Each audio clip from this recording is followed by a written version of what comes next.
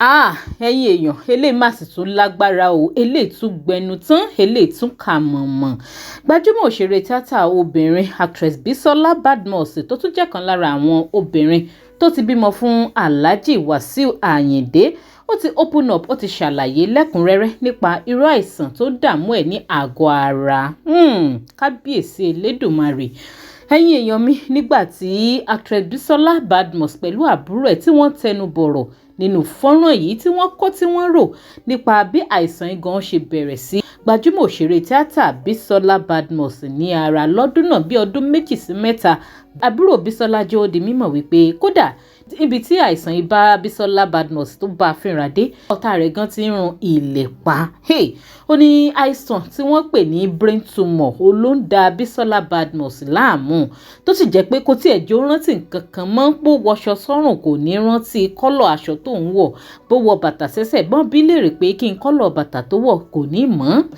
níbi tó bá a fínra dé kódà kò rántí ẹnikẹ́ni kò tún wá rántí ọmọ tó ń fúnra rẹ̀ tó finú ara rẹ̀ tó gbé sóyún lóṣù 9 tó finú ara ẹ̀ bí níbi tí àìsàn yìí tó bá a fínra dé kábíyèsí elédùnmarè kọ́lọ́n dákun kó má fi àìsàn ṣe èmi àti ẹ̀yin olólùfẹ́ wa tẹ́ ń wò mí tẹ́ sì ń gbọ́ mi ní dédé àsìkò yìí Bisola Badmus náà kọ́lọ́n dákun kó bá wa ṣàlékún àlàáfíà fún ẹ̀yin èèyàn mi ẹ wò ó fọ́nrán yìí nǹkan kì í bẹ̀ o ọ̀rọ̀ pọ̀ nínú ìwé kọ́bọ̀ kódà Bisola Badmus tún dáhùn ìbéèrè kan tó ti ń tapátasẹ̀ nínú ọ̀pọ̀ àwọn olólùfẹ́ nípa wípé ǹjẹ́ Alhaji Wasiu Ayinde tó bímọ wẹ̀ fún ǹjẹ́ wọ́n ti ẹ̀ ṣùgbà ẹ̀ ǹjẹ́ wọ́n ti ẹ̀ dá sí ǹjẹ́ wọ́n ti ẹ̀ ṣáájú ẹ̀ ní gbogbo bó ṣe ń ṣàìsàn yìí gbogbo ìbéèrè yìí àti ọ̀pọ̀lọpọ̀ ọ̀rọ̀ ló kúnnú fọ́nrán yìí ẹ̀yin èèyàn mi àfi kẹ́yìn èèyàn kẹ́ ẹ ṣe kí ni kẹ́ ẹ bá ń fetí ara yín gbọ́ ẹ má wàá gbàgbé tẹ́ bá ṣe ń gbọ́ ẹ dákun ẹ máa bá wa wíṣì actress Bisola Badmus ní quick recovery lábẹ́ comment section fídíò yìí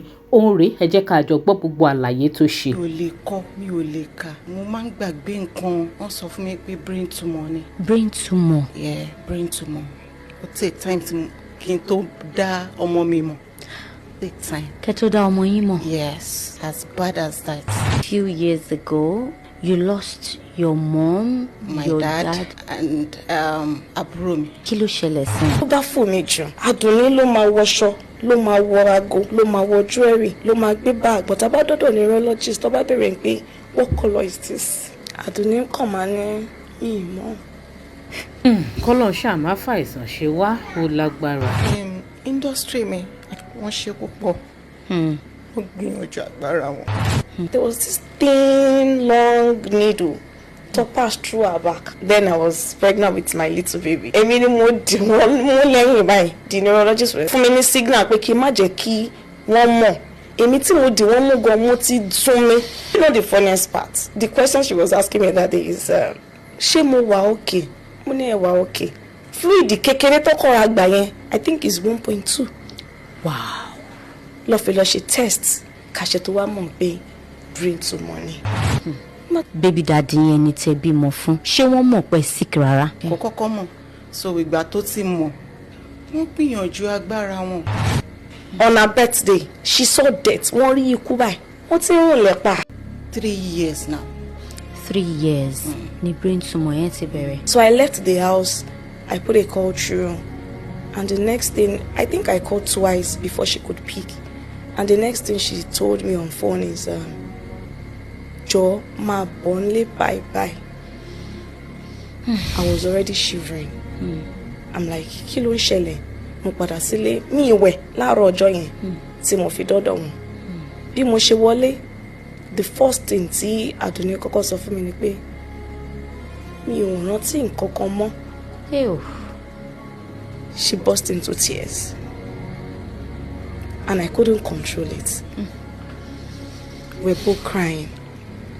We cried. I'm like, ìgbà wo ni gbogbo eléyìí bẹ̀rẹ̀? Kí ni àwọn àpẹẹrẹ tó kọ́kọ́ ń fún yín? Mo máa ń tètè gbàgbé nǹkan. Ó ti ń bẹ̀rẹ̀ díẹ̀. Take time kí n tó dá ọmọ mi mọ̀. As bad as that. Ẹ dá mọ̀mọ́ rárá. Bíbí tí mo wá sọ yẹn ara Malik ló ti ń lápá. Ọmọ yẹn ní bíbí. Wow. Ohun tójú ọmọ yẹn ti rí òun gan ò lè rò ó pé òun máa tètè rí. ní kékeré àmọ́ ó ní àgbésára èèyàn tó bá ní ojú inú á mọ̀ pé ọmọ yìí òun ló ń ṣe bàbá òun ló ń ṣe ìyá òun ló ń ṣe ọkọ kì í ṣe you understand ó dúró tì wọ́n kò jẹ́ kí lapses yẹn hàn púpọ̀ even pẹ̀lú pé body yẹn pọ̀ ó rí gbogbo àwọn pains tí yẹn ń go through tí wọ́n ṣe ó dúró tì wọ́n mọ́ dáadáa dẹ̀ ni very brilliant very brilliant she came she saw she conquered. Ó ga ó lágbára story yìí wà really touching sincerely speaking. A dẹ̀ dúpẹ́ wípé Ọlọ́run fún actress Bisola Badmus ní àlàáfíà ó ti ń fún wọn lálàáfíà díẹ̀díẹ̀ ọmọ tán sì bí náà Ọlọ́run ṣe ní ọ̀rẹ́ wọn kọ́lọ́n bá wa ṣe lọ́rẹ́ wọn kó bá wa ṣe lọ́rẹ́ wọn kálẹ̀ ẹ̀yin èèyàn wa ẹ jọ̀ọ́ ẹ má gbàgbé láti máa bá wa wish actress Bisola Badmus ní quick recovery lábẹ́ comment section and please ẹ má gbàgbé láti máa bá mi follow DigiNaija online lórí Facebook link tó wà ní comment section fídíò yìí ó máa gbé yín lórí Facebook page wa agbègbè yín tẹ́ṣẹ̀ ń darapọ̀ mọ́ wa náà lórí YouTube ẹ máa bá mi tẹ subscribe button tó wà lábẹ́ fọ́nrán yìí ẹ máa like and share ètò kó máa lọ lórí ayélujára ẹ ṣé púpọ̀.